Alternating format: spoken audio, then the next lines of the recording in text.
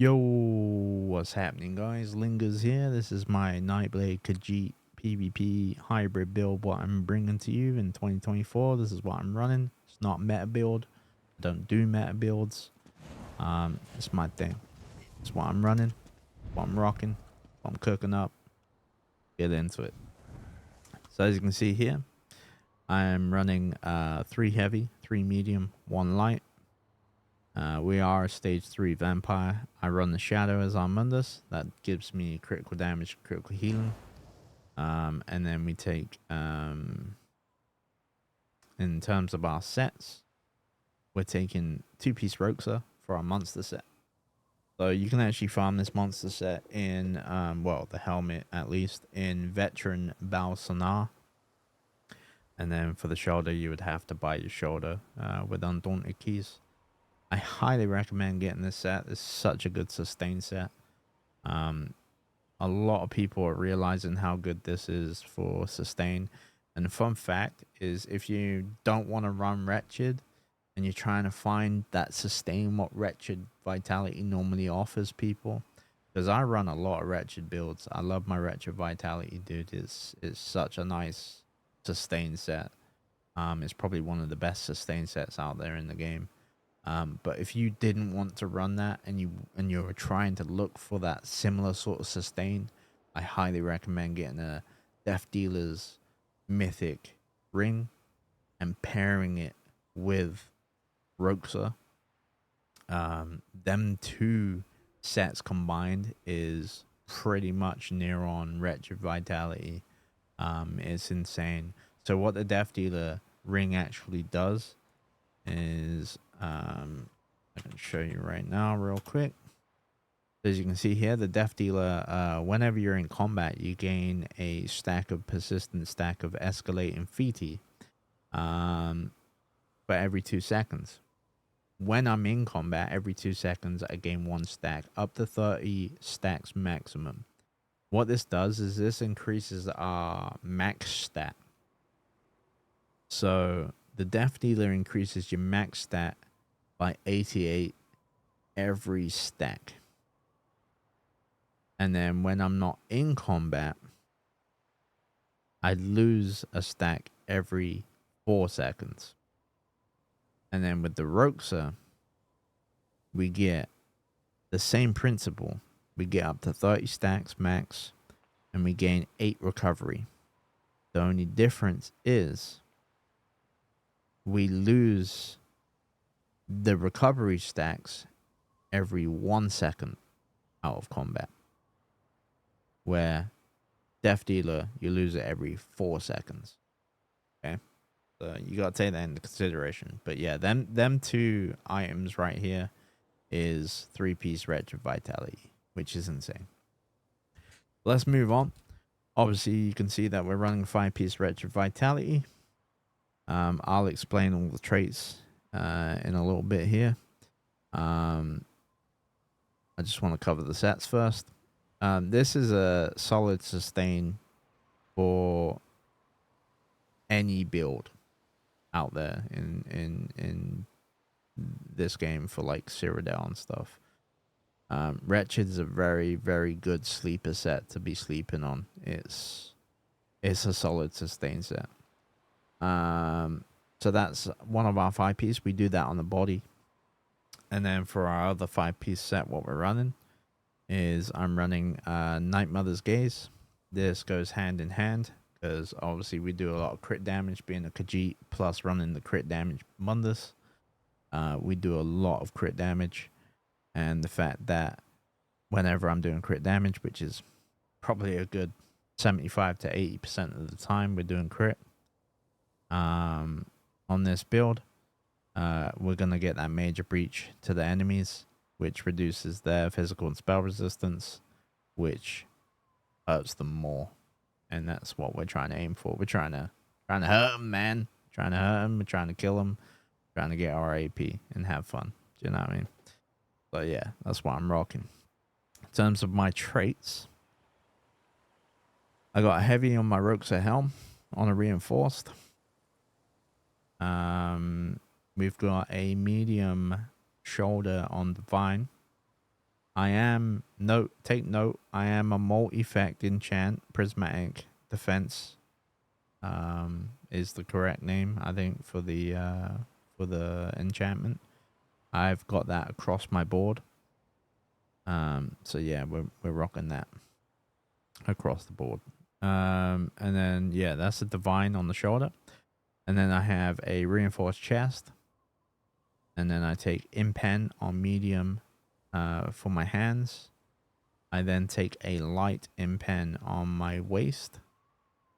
And then we take a heavy reinforced on my legs. And then I take a impen on my boots. You can go ahead and pause this video at any moment when you need to, obviously, to get the perfect traits and stuff.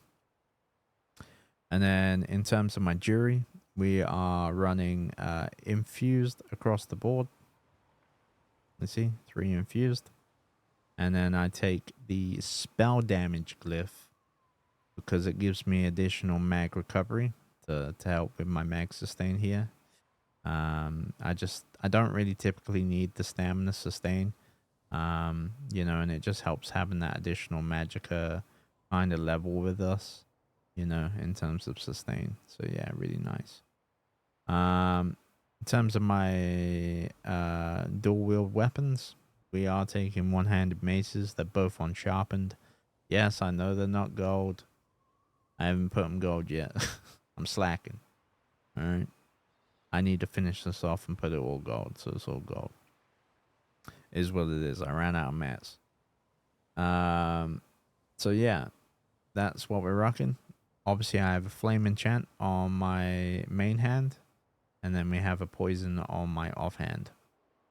In terms of my ice staff for my bat bar, we take the powered, and I keep this buff up. Realistically, you could actually get away with this and not run this 5-piece set on the bat bar and rock it down to a 3-piece. You know, you're still going to get that additional 1%, one line of 634 crit chance, plus you'll still get the weapon and spell damage. So you could actually do that. And what I would actually do is, if I didn't run my ice staff, is I'd actually get the Vatstrand staff. But the problem is with that is you would have to probably drop this ability, and you would have to run the weakness to elements morph, which is elemental suspectability. You would run that instead. If you want to try that, more than welcome to. I personally just don't run it because this works, and you know what they say, right? They say when something's not broke, don't fix it, dude. You know what I mean? So that's what I do. I've been running this build for the last 3 patches, and it's fucking solid, dude. Still, well, whenever this came out, whenever this came out, I've been running it since this, and before that, I ran Balog, which is on my other character, apparently. Yeah, I ran Balog on a reinforced medium helm and a medium divine shoulder. That's what I ran originally.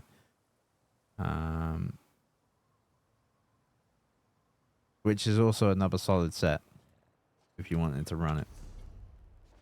But yeah, this is what I'm running. In terms of my CP, let's jump into the CP. So the CP, what we're running, we run Focus Mending. This gives us 10% healing done, which is going to help us with our heals on our bat bar here. Makes them a lot stronger. That's nice. Happy. Wrathful Strikes. This gives us additional weapon and spell damage at all times. Nice. Take it. It's free damage. Cleanse and Revival. This is insane.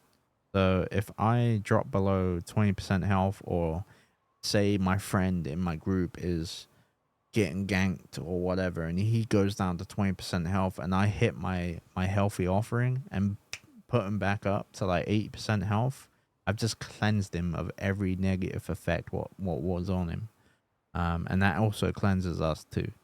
So this goes for us and it goes for other people around us. So this is really, really nice to help. Even if you're crowd surfing within the Zerg or whatever it may be, this champion point's insane. It's just really nice. And then we take Duelist Rebuff. This reduces our damage by 6%. Which is really nice. In terms of my red tree, I take increased movement speed with Celerity. That gives me 10% movement speed at all times. And then we take Sustained by Suffering. This gives us just a little bit extra recovery. Don't really need it, but you know, I take it anyway. It's just nice. Survival Instincts, that's a 25% reduction cost to all of my skills, front and back. So that's really, really nice. And then we take Pain's Refuge. For the 20% negative effects on me, I take 20% less damage. So yeah, that's nice. Green Tree doesn't really matter, but I will get into it anyway. We take the Gifted Rider for the 10% movement speed when we're traveling from keep to keep. Let's just go a little bit quicker. Obviously, Steve's Blessing. Whenever I'm not in combat and I'm running around, if I can't mount, I get that additional 20% movement speed. Super nice to have. Liquid Efficiency. Whenever I pop a pot, I may get 10% chance not to consume it. Take it because there's not really anything else worth taking. And then I take Rationer for my extra food buff to last longer. So yeah, that's pretty much that. Let's jump into the skills. So on my front bar, I am running Dark Cloak. The reason why I run Dark Cloak is because everyone is running detection pots, dude. Like, detection pots are annoying. I'm not even gonna lie, but there's so many goddamn Nightblades out there. You're a fool not to run detection pots. So rather than me running the other cloak, what puts me into stealth and gives me that crit chance, I don't need that guaranteed crit. I don't need it. I don't need that guaranteed crit. I'm already at 75 to 80% crit damage consistently. I don't need that extra 20%. It's pointless. So I take the Dark Cloak because it gives me additional health. Plus it gives me minor protection, reducing my damage taken for 5%. This is really nice because it keeps my minor protection up on both of my bars, because I get minor protection on my back bar from my ultimate with the Temple Guard. And then we get it on our front bar from this. So it's nice. In terms of my second ability on my front bar is my Execute. This is Killer's Blade. This does disease damage, which actually goes hand in hand with the status effect what we're proccing on our offensive bar. So if I've procced my poison status effect on my offensive offhand here for my dual will bar, this disease damage will be a little bit more powerful, because poison and disease go hand in hand. They kind of counteract with one another. So that's nice. I take Merciless Resolve. This is just a train of a damage button, dude. It's stupid. It hits so hard. And the fact that I can heal for 59% of the damage. So say I hit someone for like 35k, which is quite doable. I hit him for 35k. I'm going to heal for 59% of 35k. You know, so I'm going to heal for at least 12.5, 13k health. Which is stupid when you think about it. It's barbaric. But yeah, that's our third ability. Our fourth is Concealed Weapon. This is super nice. If I attack someone what's off or trying to run away from me and they've got their back to me, I'm going to set them off balance. You know, it's just super nice to have. When people are off balance, they take additional damage. If you've got a Sork near you and you set someone off balance, that Sork's going to chew through people like bread and butter, because that's just insane for Sorks. You know, Sorks get a lot of buffs when they set people off balance and stuff. So yeah, super nice to have. and it hits like a train. Plus, it gives us minor expedition, 15%, which is stupid, and we get that major berserk, so for the 10 seconds, which is nice. I take power interaction, our last ability on our front bar. This does also disease damage, like I say, works hand in hand with the poison glyph, what we have here. This does a couple of things. So this actually gives me more weapon and spell damage for 30 seconds. And then it also reduces people's weapon and spell damage for 10 seconds. So it debuffs people, but it also buffs me. And it's really, really nice. And it's good AoE. It's a really nice AoE ability, and it does a lot of damage. Our ultimate on our front bar is Soul Tether. This does a ton of damage, plus it heals. Like, I heal for half of the damage that I hit for. Plus, I stun people for 4 seconds, unless they have a movable part or if they have snow treaders on or whatever, you know. If they don't have any of that, they're getting stunned, regardless, you know. So that's super nice. Plus, if I'm in a group, my allies, my friends, what are in the group, can also activate the Soul Leech synergy, what deals additional damage. Plus, it heals them for the damage caused. So it's a nice heal and group utility ultimate. So yeah, and it does a shit ton of damage. So it's definitely worth. In terms of my bat bar, like I said, if you wanted to run the Vatshran, you would drop this ability for the elemental susceptibility instead, you know, because you need that to be able to proc the Vatshran benefits of getting that beam, what does damage to people. So yeah, take that in consideration. Siphoning attacks, though, this is what we run. Like I say, if your build's not broke, don't try and fix it. And this one isn't broke. Well, it kind of is broke, but in a good way. So siphoning attacks, that gives us a little bit additional health. We restore magicka. Plus, when it runs out, we get that huge flood of magic, which helps with sustain. Phantasmal Escape is our second ability on our back bar. This gives me major evasion whenever I'm proccing this, so I take less damage from area attacks, which is really nice. Really, really nice, especially going up against like war groups, small mans, stuff like that. It's gonna really, really help. It's not gonna save you sometimes, but sometimes it might save you and it might help. Resolve and Vigor. This is a nice heal. Gives us a lot of healing over time. And we also get that physical and spell resistance buff for the minor resolve, which is really nice too. Refreshing Path. I take Refreshing Path. This is another little casual heal over time, but it also gives me 30% movement speed when we have this. Plus, it increases my recovery for 15% for 4 seconds after I leave the path. I still get that recovery and that buff for that 4 seconds. So, really nice to use. Keeps our movement up and stuff. So yeah, Healthy Offering is our last ability. This is my bread and butter heal, really. This is like the real big burst heal, what I need to dump every now and again when I'm really, really low. Like, I'll dump this, you know. Plus, on top of dumping this, every now and again, it's worth dumping anyway, just for that 10%, the 8% healing done from the minor mending, what we get from this buff as well. So that's really nice too. And then, like I say, Temporal Guard for the minor protection. That's the front and back bar. Pretty sure I've covered everything in this build now. This isn't my max stats though. As you can see, if I do that,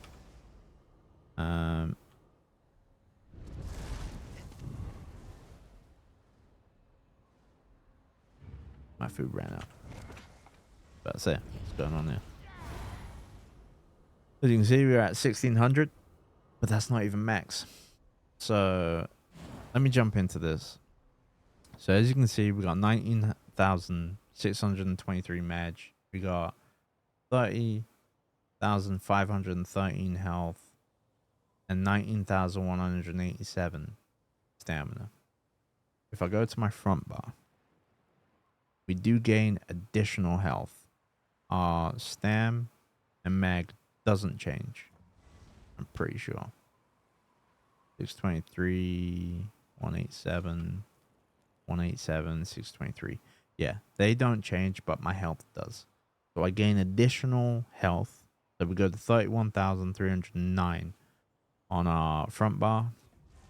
And then on my back bar, we're a little bit less. But that doesn't matter because this is our healing bar anyway. So losing that extra little bit of health doesn't really matter too much on the back bar. Okay. That being said, that's not our max stats. So you can see we're at 1600 on the recovery. That's not my max stats. Okay. Let's jump into it. Because we're running Roxa and we're running Wretched, whenever we go into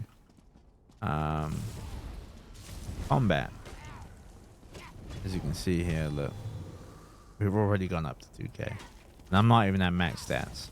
Okay. We're just going to go all the way to max. And I'm going to pop my pot as well. Bear in mind, I've not even popped my pot yet. We're at 2k recoveries across the board. It's stupid. Like, this build's so strong. I don't know what to tell you, man. Like, you're gonna have to try it for yourself because it's so good. Right, we're at 30 stacks. So we're at the max stats what Rogues is gonna offer me. Okay, as you can see, we're at 5k. We go to, I think we go to 5-4. Yeah, 5-4 on the front bar, offensive. Right. And I've popped my pot. We're at 3k recovery. So this is my max stats right here. That's insane, dude. Like, it's stupid.